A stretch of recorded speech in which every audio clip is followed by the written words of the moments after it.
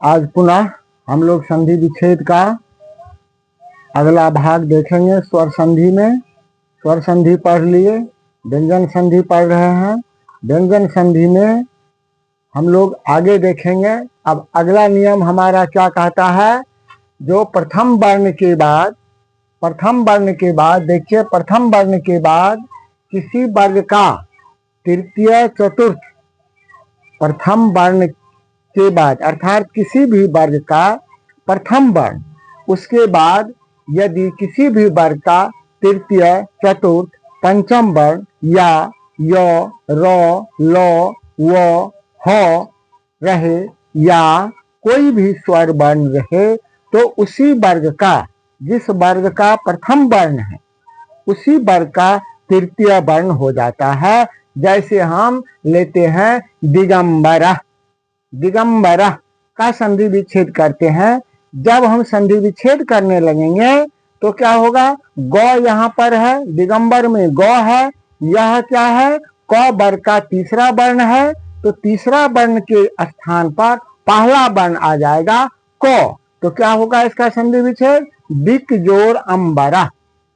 जब इसका हम संधि करने लगेंगे, अर्थात यह तो विच्छेद हुआ, दिक जोड़ अंबरा यह विच्छेद है। जब इसका हम संधि करने लगेंगे तो गौ जो है तीसरा वर्ण, उसके स्थान पर आएगा पहला वर्ण। जैसे आप देख रहे हैं दिगंबर का संधि विच्छेद, दिक जोड़ अंबरा, क वर्ग के स्थान पर, क के स्थान पर गौ आया, और जब हम संधि विच्छेद किए तो गौ के स्थान पर क आ गया। इसी तरह से अब जो है, अप जोड़ जह, क्योंकि ब जो है वह प वर्ग का है, तो तीसरा वर्ण के स्थान पर पहला वर्ण आया, इसीलिए अप हो गया और जोड़ जा। अब लेते हैं अगला अजंत। ये जो है वह च वर्ग का है, तीसरा वर्ण, तो तीसरा वर्ण के स्थान पर पहला वर्ण आएगा, अच जोड़ अंत। ये हो गया हमारा ये नियम। फिर अगला नियम बताता है जो छे चौ। अगला नियम है छे चौ, अर्थात हर्ष स्वर के बाद, जैसे आप लोग को स्वर संधि में बताए थे, हर्ष स्वर और दीर्घ स्वर। हर्ष स्वर में आता है क्या सब कहे, अ हर्ष ई हर्षु, ठीक है। तो उसी तरह से हर्ष स्वर के बाद यदि छ रहता है, हर्ष स्वर के बाद यदि छ रहता है तो चौ का आगमन हो जाता है। अर्थात जब हम संधि विच्छेद करेंगे तो चौ रहेगा, तो संधि विच्छेद के समय में चौ हट जाएगा, चौ का लोप हो जाएगा, और जब उसे हम संधि करेंगे तब क्या होगा, चौ का आगमन हो जाएगा। जैसे हम देखते हैं परिच्छेदा, परिच्छेदा में देखिए चौ है और चौ के बाद छ है, तो जब इसका हम संधि विच्छेद करते हैं तो चौ का लोप हो जाता है, इसीलिए क्या हो गया, परिजोड़ छेदा, परिच्छेदा। उसी तरह से विच्छेदा, वि जोड़ छेदा, यहाँ भी चौ का लोप हो गया। अनुच्छेदा, अनु जोड़ छेदा, यहाँ भी क्या हो गया, चौ का लोप हो गया, इसीलिए हो गया अनुच्छेदा। यही है छे चौ, यह हो गया। अगला नियम है टोली। टोली में है, टोली सूत्र ये बताता है कि त के बाद यदि ल रहता है, त के बाद ल रहता है तो क्या होता है, त का लोप हो जाता है, त का लोप हो जाता है और त के स्थान पर ल आ जाता है। कहने का मतलब ये हुआ कि जब हम संधि विच्छेद करेंगे तो त के स्थान पर क्या हो जाएगा, जब संधि विच्छेद करने लगेंगे तो ल के स्थान पर, प्रथम ल के स्थान पर त आएगा, और जब संधि करेंगे तो त का लोप हो जाएगा और ल आएगा। एकदम हल्का सा है, आसान है, आसान तरीका से एकदम समझना है। कोई जो है संधि विच्छेद भारी नहीं है, एकदम आसान तरीका से समझना है। जैसे हम उदाहरण स्वरूप लेते हैं उल्लेखा। यहाँ देखिए क्या है, उल्लेखा में उल ल आता है, तो जब हम संधि विच्छेद करेंगे तो क्या होगा, ल के स्थान पर त आ जाएगा, तो संधि विच्छेद क्या हो जाएगा, उत जोड़ लेखा। उसी तरह से क्या है, उल्लास, यहाँ भी क्या है, लौ है, तो लौ के स्थान पर क्या आएगा, तो आ जाएगा, तो क्या होगा, उत्जोड़ लासा। ये हमारा ये टोली का नियम कहलाता है। अब अगला फिर देखते हैं, अगला नियम है हमारा समः सुष्टि। क्या है, समः सुष्टि।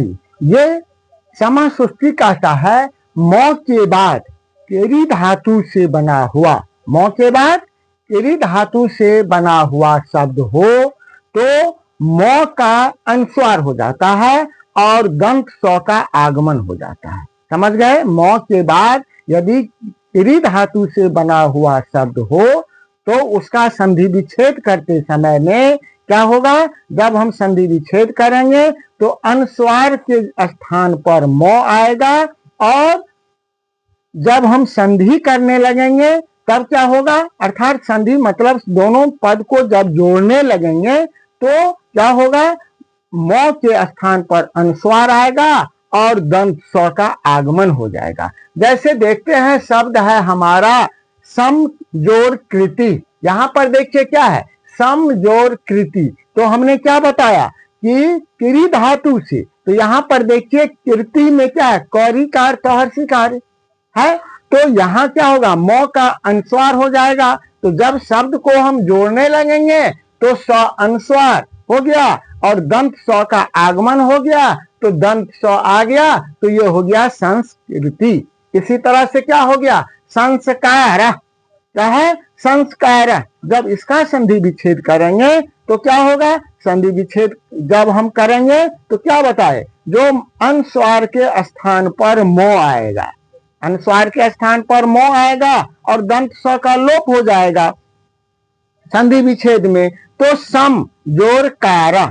इसी को जब हम संधि करने लगेंगे तो क्या होगा, अनुस्वार के स्थान पर मो आएगा, अनुस्वार के स्थान पर मो आएगा जब हम संधि करने लगेंगे और दंत स का आगमन हो जाएगा, तो ये हो गया संस्कारा। यही नियम हमारा समसूत्री बताता है व्यंजन संधि में। व्यंजन संधि में अगला नियम कहता है हमारा मनो अनुस्वारा। क्या कहता है, मनो अनुस्वारा। ठीक है, क्या कहता है, मनो अनुस्वारा। मनो अनुस्वार कहता है कि मौ के बाद यदि कोई भी व्यंजन वर्ण रहे, मौ के बाद कोई भी व्यंजन वर्ण रहे, अर्थात क से लेकर के ह तक जो हमारा व्यंजन वर्ण है, ये यदि व्यंजन वर्ण रहेगा तो मौ के स्थान पर अनुस्वार हो जाएगा। कब, जब हम संधि करने लगेंगे तब, और जब संधि विच्छेद करने लगेंगे तो मौ अनुस्वार के स्थान पर मौ हो जाएगा। जैसे लिखते हैं हम संयोगा। क्या कहे, संयोगा। तो कैसे लिखते हैं, संयोगा, स अनुस्वार य औकार ग विसर्ग हुआ संयोगा। अब इसका हमको संधि विच्छेद करना है, तो य क्या है, व्यंजन वर्ण है, नहीं तो हमारा नियम क्या कहता है, व्यंजन वर्ण रहता है तो अनुस्वार के स्थान पर मो आ जाता है, तो अनुस्वार के स्थान पर मो आएगा तो हमारा क्या शब्द बना, सम जोड़ योगा। क्या बना, सम जोड़ योगा। इसी तरह से जब हम संधि करने लगेंगे, जैसे है सम सम जोड़ चया, अब यहाँ पर इसको हम संधि करना है तो मौ के स्थान पर अनुस्वार आ जाएगा, तो संच हो जाएगा, सौ अनुस्वार दे देंगे, चौ यह संचय। सम के स्थान पर क्या हो गया, सौ अनुस्वार।